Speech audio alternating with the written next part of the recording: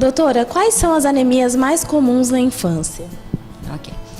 Na infância, nós temos as principais anemias seriam a anemia por deficiência de ferro, tá?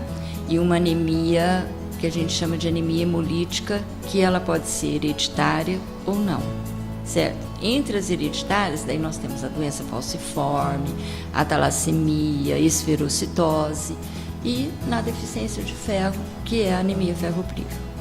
E quais são os sintomas dessa anemia?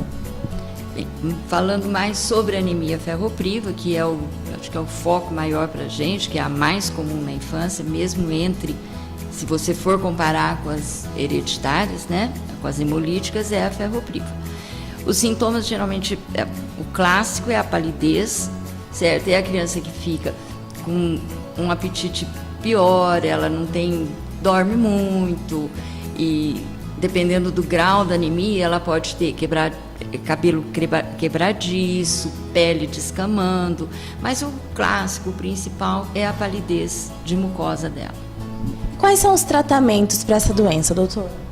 Na anemia ferropriva, o tratamento é a reposição de ferro, tá?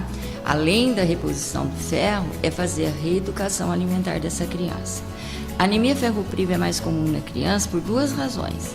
Primeiro, ela tem o fator crescimento e desenvolvimento e ela vai ter o fator de baixa ingesta alimentar, tá? De alimentos ricos em ferro. Então, a reeducação alimentar é extremamente importante para ela. A gente repõe o ferro pela boca através da alimentação, certo? Mas a gente obrigatoriamente tem que fazer uma reeducação alimentar. E como prevenir a anemia, doutora?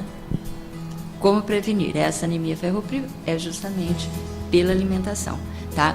O alimento mais rico em ferro que nós temos é a carne. Então, a ingesta alimentar de carne é extremamente importante.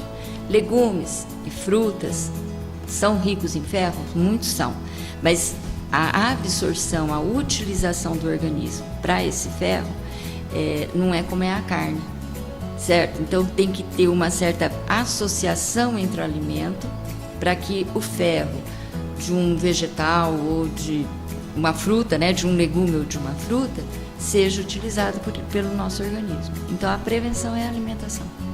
Doutora, a anemia vira leucemia ou isso é um mito? Isso é um mito.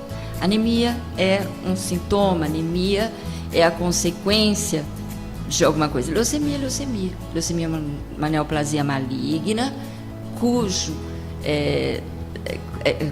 quadro clínico, entre os sintomas e sinais da leucemia, está uma anemia. Quem tem leucemia desde o início, certo? É uma doença, uma neoplasia maligna, uma alteração patológica daquele paciente. A anemia é uma consequência, vem como um sinal da leucemia. Anemia, leucemia.